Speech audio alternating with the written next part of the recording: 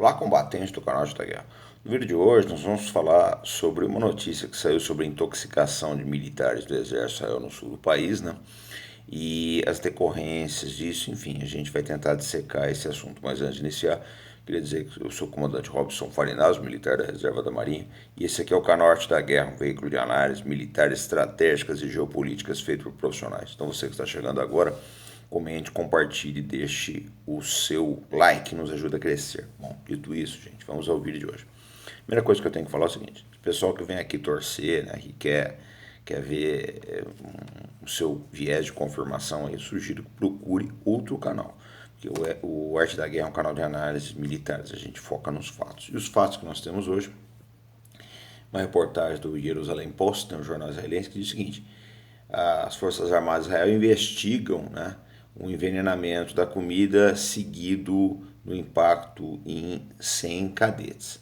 Bom, o que acontece é o seguinte: comida intoxicada é um problema muito sério para a tropa, né? Quando você prepara uma quantidade muito grande de comida aí, se você não tomar cuidado aí com a higiene, etc., você tem esses problemas. Acontece que nós estamos em tempo de guerra. Israel está travando duros combates no Líbano e na faixa de Gaza, e essas baixas são muito grandes. Então, o receio que se tem é de Israel ter empurrado essa conta das baixas aí, colocado essa conta das baixas na contabilidade de comida estragada. Então, há esse receio. Hoje parece que teve uma emboscada aí no sul do Líbano, complicada, outra em Jabalia, na faixa de Gaza aí. Então a situação não está muito boa, não. Começa a haver no exército de Israel um certo questionamento de toda essa guerra, porque nós estamos em 13 meses de guerra, não há nenhuma perspectiva aí, né, de cessar fogo aí, ou de que quer que seja, e aquilo, muitos dos militares que são reservistas convocados, ele já começa, o cara não está ali porque ele quer, né? Ele já começa a questionar a finalidade daquilo tudo, porque uma coisa é certa: o Netanyahu não é uma pessoa que tem uma estratégia clara para essa guerra, ele não sabe onde ele quer chegar. Se você não definir na guerra uma estratégia clara, o meu objetivo é esse, eu vou usar desses meios, dessas ações para chegar nesse objetivo. Se você não definir isso daí, chega uma hora que haverá questionamento. E não é uma estratégia clara do Netanyahu. Por que a gente diz isso? Porque ele começou com o objetivo de destruir o Hamas. Não conseguiu, o Hamas está por ali. Não só o Hamas.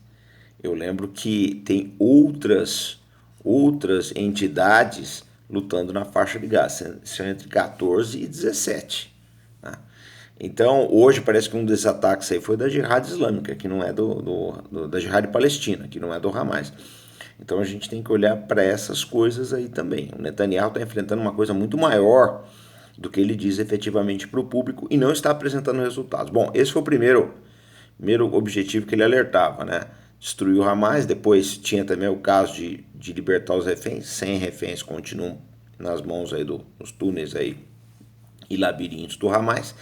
E recentemente ele falou que ele ia trazer de volta os habitantes do norte de Israel, né, para os seus assentamentos na fronteira com o Líbano, coisa que até o momento ele não conseguiu. O que ele está conseguindo é ter grandes baixas e destruir o sul do Líbano. O problema que a gente vê é que a gente sabe que o Líbano já foi destruído várias vezes, Israel não. Então é novidade para os israelenses o êxodo interno. Agora, a guerra em Israel ela não está restrita ao país. Há uma crise muito grande na ONU, na Organização das Nações Unidas, em virtude das pressões israelenses sobre a força de paz na fronteira do Líbano com Israel.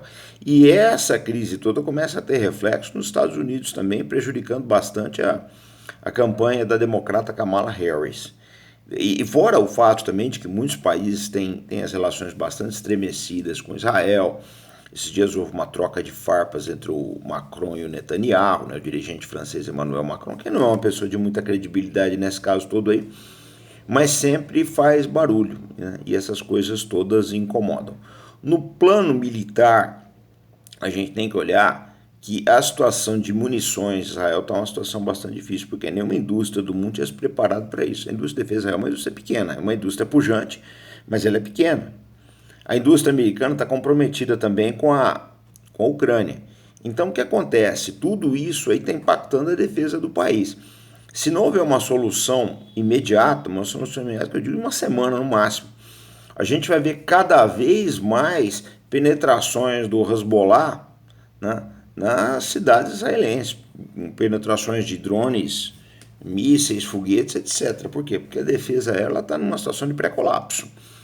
Quando chega nesse ponto, o que você precisa fazer? Você começa a priorizar a defesa. Fala, olha, a gente vai abandonar esses pontos, a gente vai focar nisso daqui. No caso de Israel, precisa focar na população civil. Por quê? Porque é ela que sustenta a guerra. Se a sociedade israelense romper efetivamente com Netanyahu, acabou para ele. E Israel tem ativos importantes para defender, que é a usina nuclear de Dimona. Há quem diga que Israel não tem só uma usina nuclear, que ela tem mais de uma. E as bases aéreas também. Então é uma situação bastante crítica para Israel. Há quem diga também que os Estados Unidos não mandou só uma bateria de THAAD. Os Estados Unidos têm 7, eles teriam enviado mais que uma, e talvez até 4 baterias. A gente não sabe dizer. Só que a quantidade de mísseis THAAD americano, para o THAAD americano também são limitadas, né? E esses mísseis é o Coringa. Eles estão guardados só para defesa contra o eventual ataque massivo do Irã. Dificilmente os americanos vão usar o THAAD contra armas do Hezbollah, até porque não faz sentido, eles não são projetados para isso. As armas do Hezbollah elas têm outras características, aí o THAAD é uma defesa mais estratégica.